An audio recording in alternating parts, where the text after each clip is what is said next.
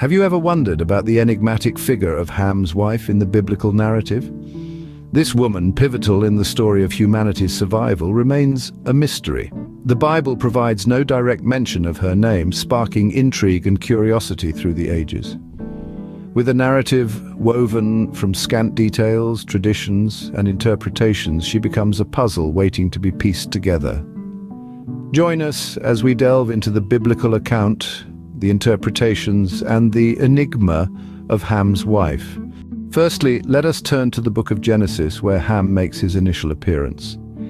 Here he is introduced as one of the three sons of Noah, alongside his brothers Shem and Japheth.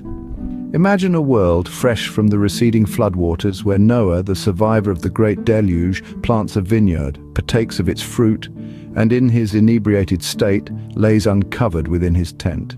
The narrative then takes a curious turn. Ham, upon seeing his father's nakedness, instead of showing respect and covering him, goes out and shares this with his brothers. In contrast, Shem and Japheth, demonstrating a sense of reverence, walk backward to cover their father, making sure they do not see him in his vulnerable state. This event, seemingly trivial, spirals into a significant moment that shapes the destiny of Noah's sons and their descendants. Upon waking and learning of what Ham had done, Noah pronounces a curse and a blessing. In the New International Version of Genesis chapter 9, verses 24 to 27, Noah condemns Canaan, Ham's son, to be the lowest of slaves to his brothers. He then blesses Shem, praising the Lord, the God of Shem, and decrees that Canaan shall be his slave. Noah also blesses Japheth, praying that God may extend his territory and that he may live in the tents of Shem with Canaan as his slave. The implications of this incident are profound, setting in motion a narrative that traces the destinies of the descendants of Noah's sons. Ham, the son who disrespected his father, is associated with a lineage that bears the burden of a curse. This event sets the stage for the future narrative and the destiny of Ham's descendants. As we delve deeper into this narrative, we will explore the potential impact of this curse and how it has been interpreted in relation to the African continent and its history. The descendants of Ham hold a crucial place in the biblical narrative. As you might recall, the 10th chapter of Genesis, often referred to as the Table of Nations, details the lineage of Noah's sons, Ham, Shem, and Japheth. But for our current topic, we'll focus on Ham's descendants. The scripture lists Cush, Mizraim, Put, and Canaan as Ham's sons. These names are not just random, they are deeply associated with various ancient cultures and regions, particularly in Africa. Let's journey through time and explore these connections. Firstly, we have Cush. Scholars often link Cush to ancient regions in East Africa, specifically the areas around modern-day Sudan and Ethiopia. The Cushites were noted for their innovations in governance and culture, establishing powerful kingdoms that left significant imprints on the African continent. Next, we encounter Mizraim, a name often associated with ancient Egypt. Egypt, of course, is known for its grand pyramids, innovative hieroglyphics, and influential pharaohs. Mizraim's descendants are believed to have played a pivotal role in the formation of these early civilizations. Then there's Put. Although less clear, Put is commonly linked to ancient Libya or perhaps regions in North Africa. The descendants of Put, therefore, might have contributed to the diverse cultures and societies in this part of Africa. Lastly, we have Canaan, whose descendants, the Canaanites, populated what is now modern-day Israel, Lebanon, Syria, and parts of Jordan. While Canaan is not in Africa, his descendants' interactions with neighboring regions have had indirect influences on African history. So, the descendants of Ham, through Cush, Mizraim, Put, and Canaan, are intricately woven into the fabric of African history and civilization. They represent significant chapters in the story of humanity, leaving legacies that continue to echo through time. The descendants of Ham are thus linked with the rich tapestry of African history and civilization. The Book of Jubilees, an ancient Jewish text, provides further insights into Ham's story. This book, also known as the Little Genesis, was written around the 2nd century BCE and is a retelling of biblical stories from Genesis to Exodus. It's not included in the canonical Jewish or Christian Bibles, but it's highly regarded in the Ethiopian Orthodox Church and provides valuable historical and cultural context. In the Book of Jubilees, the account of Ham takes on a different perspective. While the Genesis account is somewhat brief, Jubilees expands on the narrative, offering a more nuanced understanding of Ham's actions and their implications. We see Ham observing his father's drunkenness and nakedness, an act that was not just about seeing but more symbolic of a lack of respect for his father's dignity and authority. This book paints a more vivid picture of the post-flood world and the division of the earth among Noah's sons.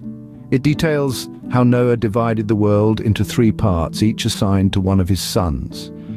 Ham, according to Jubilees, was given Africa, thus establishing a narrative link between Ham and the African continent. The Book of Jubilees also introduces us to the names of the wives of Noah's sons. Ham's wife is named as Neelatama-uk. While these names are not found in the canonical Bible, they provide additional depth to the narrative and have been the subject of various interpretations over the centuries. It is worth noting that the Book of Jubilees does not explicitly associate Ham's descendants with specific African nations. However, the assignment of Africa to Ham does provide a basis for the traditional belief that Ham's descendants populated Africa. In conclusion, the Book of Jubilees offers a fascinating lens through which to view the story of Ham. By providing additional details and context, it expands our understanding of Ham's actions, his descendants, and their historical and geographical significance. This text adds another layer to our understanding of Ham and his descendants. The question of Ham's wife, however, remains a tantalizing mystery. While the Bible is silent on her name and identity, various traditions and interpretations have stepped in to fill this intriguing gap. Ancient Jewish sources, for instance, have sought to shed light on the identity of Ham's wife. One of these traditions, found in the Talmud, proposes the name Neelatama-uk.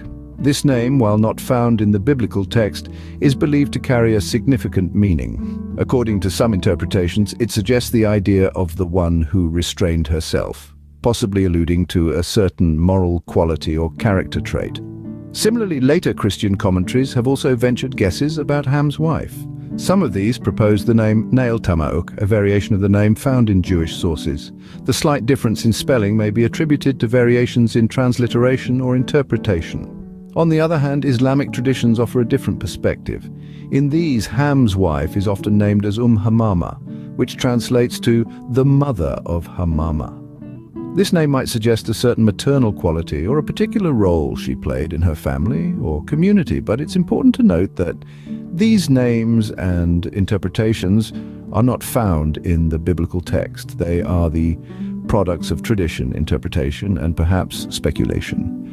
They provide us with possible answers to the question of Ham's wife, but they also remind us of the limitations of our knowledge and the complexity of interpreting ancient texts. These interpretations, while not found in the Bible, contribute to the multifaceted image of Ham's wife. They offer us glimpses into how different traditions and cultures have engaged with the biblical narrative, adding depth and richness to our understanding. And while they may not provide definitive answers, they certainly add more layers to the intriguing character of Ham's wife and her role in the narrative. So, as we continue our exploration of this biblical tale, let's remember that every interpretation, every name, every guess is a testament to the enduring fascination and relevance of these ancient stories. These interpretations, while not found in the Bible, contribute to the multifaceted image of Ham's wife. The narrative of Ham and his descendants is a complex tapestry woven from various sources. As we delve into the biblical account of Noah's Ark, we see Ham's significant role unfold, with his descendants believed to have shaped African history. It's an intriguing tale woven with threads of reverence, disobedience, blessings, and curses, as seen in the Genesis account of Ham's encounter with his intoxicated father Noah. The descendants of Ham listed in Genesis's Table of Nations are associated with various ancient cultures and regions, including parts of Africa. These connections have helped scholars trace the influence of Ham's lineage on the African continent and beyond. The Book of Jubilees, an ancient Jewish text, adds another layer of complexity to this narrative, providing a more detailed account of the events surrounding Noah's nakedness and Ham's response. And then there's the enigma of Ham's wife. While the Bible remains silent on her name and identity, various traditions and interpretations have stepped in to fill this gap. Names like Neelatama-uk and Neelatama-uk have been proposed, adding yet another strand to this intricate narrative. In understanding the narrative of Ham and his descendants, it's crucial to consider all these sources, biblical, historical, and traditional. They each contribute a unique thread to this richly woven tapestry. The enigma of Ham's wife, therefore, remains a captivating aspect of this narrative, inviting further exploration and interpretation.